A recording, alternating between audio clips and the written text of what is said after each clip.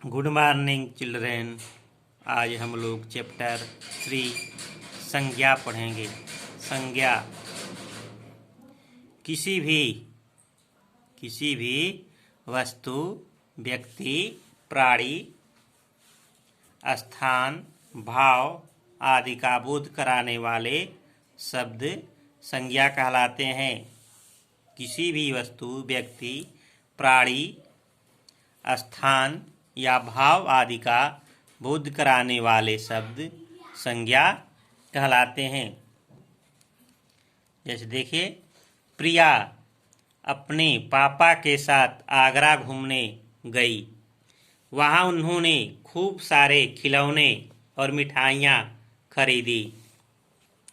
फिर वे ताजमहल देखने गए। यह अपनी सुंदरता के लिए प्रसिद्ध है। ताजमहल को शाहजहां ने अपनी बेगम मुमताज महल की याद में बनवाया था।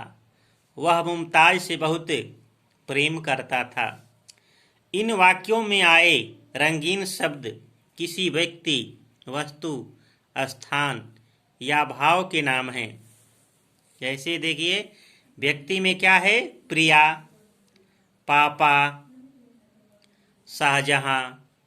वस्तु में क्या है? खिलौने, मिठाइयाँ। ठीक। स्थान में क्या है? आगरा, ताजमहल। भाव क्या है? याद, सुंदरता, प्रेम। ठीक। किसी भी वस्तु, कह रहा है कि किसी भी वस्तु, व्यक्ति, तो व्यक्ति क्या है? प्रिया, पापा, शाहजहां, मुमताज। व्यक्ति, प्राणी, स्थान या भाव आदि का बोध कराने वाले शब्द संज्ञा कहलाते हैं। संज्ञा के भेद। संज्ञा के 3 भेद हैं। पहला है व्यक्तिवाचक संज्ञा, दूसरा जातिवाचक संज्ञा और तीसरा है भाववाचक संज्ञा। तो पहला भेद देखिए, व्यक्तिवाचक संज्ञा। जो शब्द किसी एक विशेष व्यक्ति, स्थान या वस्तु का बोध कराते हैं, उन्हें व्यक्तिवाचक संज्ञा कहते हैं। जो शब्द किसी एक विशेष व्यक्ति, स्थान या वस्तु का बोध कराते हैं, उन्हें व्यक्तिवाचक संज्ञा कहते हैं। उदाहरण, चार मीनार विश्व की ऐतिहासिक इमारत है। साक्षी एक मिलनसार लड़की है। तो साक्षी क्या है? व्यक्तिवाचक संज्ञा है। चार मीनार व्यक्तिवाचक संज्ञा है। इन वाक्यों में केवल चार मीनार या साक्षी के बारे में बताया गया है, किसी अन्य स्थान व व्यक्ति के बारे में नहीं। अतः चार मीनार व साक्षी को व्यक्तिवाचक संज्ञा कहेंगे। विशेष बिंदु, सूर्य, चंद्रमा, पृथ्वी आदि व्यक्तिवाचक संज्ञा मानी गई है, क्योंकि हमारे सौर मंडल में एक ही सूर्य, चंद्रमा तथा एक ही पृथ्वी है। महीनों के नाम व्यक्तिवाचक संज्ञा होते हैं। महीनों के नाम व्यक्तिवाचक संज्ञा होते हैं। संज्ञा का दूसरा भेद है जातिवाचक संज्ञा। जो शब्द एक ही प्रकार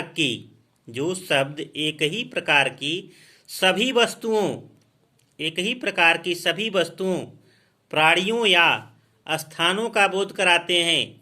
जो शब्द एक ही प्रकार की सभी वस्तुओं, प्राणियों तथा स्थानों का बोध कराते हैं, उन्हें जातिवाचक संज्ञा कहते हैं। उदाहरण, नदी बहती है। तो नदी शब्द क्या है?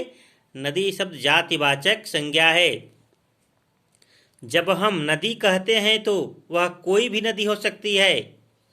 हमें केवल उस वस्तु का ध्यान आएगा, किसी अन्य वस्तु का नहीं। तो नदी क्या है?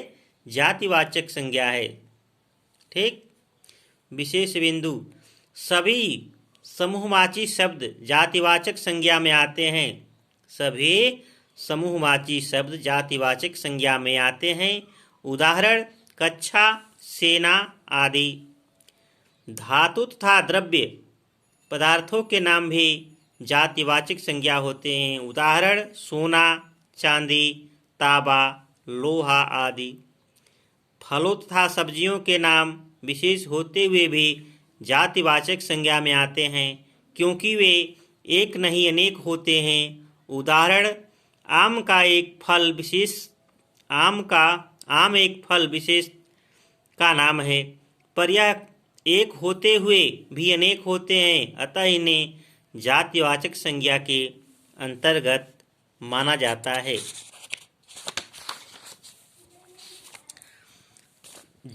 संज्ञा का तीसरा भेद है भाववाचक संज्ञा। जो शब्द किसी वस्तु या व्यक्ति के गुण, दोष, अवस्था, दशा या स्वभाव के बारे में जानकारी देते हैं, वे भाववाचक संज्ञा कहलाते हैं। जो शब्द किसी वस्तु या व्यक्ति के गुण, दोष, अवस्था, दशा या स्वभाव के बारे में जानकारी देते हैं, वे भाववाचक संज्ञा कहलाते हैं। उदाहरण मोटापा, सुंदरता, बुढ़ापा। ये क्या है? भाववाचक संज्ञा के शब्द हैं। विशेष बिंदु: भाववाचक संज्ञा को देखा नहीं जा सकता है, उसे महसूस किया जा सकता है। भाववाचक संज्ञा को देखा नहीं जा सकता, उसे क्या महसूस किया जा सकता है। कुछ संज्ञाएं मूल रूप से भाववाचक होती है। उदाहरण सत्य, परोपकार, ईमानदारी, दुख, सुख आदि। कुछ भाववाचक संज्ञाएं बनाई जा सकती है। मनुष्य है तो मनुष्य क्या होगा? मनुष्यता। कठोर का कठोरता, हरा का हरियाली, खट्टा का खटास, छोटा का छोटपन, मोटा का मोटापा, विशाल का विशालता, हंसना का हंसी, देव का देवत्व, गुरु का गुरुत्व, गुरुता, बुरा का बुराई, लाल का लालिमा, ऊंचा का ऊंचाई, बच्चा का बचपन, गर्म का गर्मी, गर्माहट, मिलना का मिलावट, शत्रु का शत्रुता, लड़का का लड़कपन, सुंदर का सुंदरता, अच्छा का अच्छाई, मीठा का मिठास, गहरा का गहराई, बूढ़ा का बुढ़ापा, गिरना का गिरावट, पढ़ना का पढ़ाई, मित्र का मित्रता और अपना का अपनापन। कुछ विद्वान संज्ञा के दो भेद और मानते हैं। कुछ विद्वान जो हैं संज्ञा के दो भेद और मानते हैं। पहला द्रव्यवाचक संज्ञा और दूसरा समुदायवाचक संज्ञा। पहला है द्रव्यवाचक संज्ञा। जो शब्द किसी धातु या द्रव्य पदार्थ आदि के बारे में जानकारी देते हैं, उन्हें द्रव्यवाचक संज्ञा कहते हैं। जो शब्द किसी वस्तु या द्रव्य पदार्थ आदि के बारे में जानकारी देते हैं, उन्हें द्रव्यवाचक संज्ञा कहते हैं। उदाहरण सोना, चांदी, घी, तेल, पानी, पीतल, तांबा आदि। ये क्या है? द्रव्यवाचक संज्ञा है। आजकल सोना महंगा है। सोना क्या है? द्रव्यवाचक संज्ञा है। दूसरा है समुदायवाचक या समूहवाचक संज्ञा। जो शब्द किसी प्राणी या वस्तु आदि के समूह या समुदाय के बारे में जानकारी देते हैं, उन्हें समुदायवाचक संज्ञा कहते हैं। जो शब्द किसी प्राणी या वस्तु आदि के समूह या समुदाय के बारे में जानकारी देते हैं, उन्हें समुदायवाचक संज्ञा कहते हैं। उदाहरण सभा, जनता, सेना, झुंड आदि। चौराहे पर लोगों के भीड़ थी। भीड़ क्या है? समुदायवाचक शब्द है। समुदायवाचक भीड़ में कौन संज्ञा है? समुदायवाचक संज्ञा है।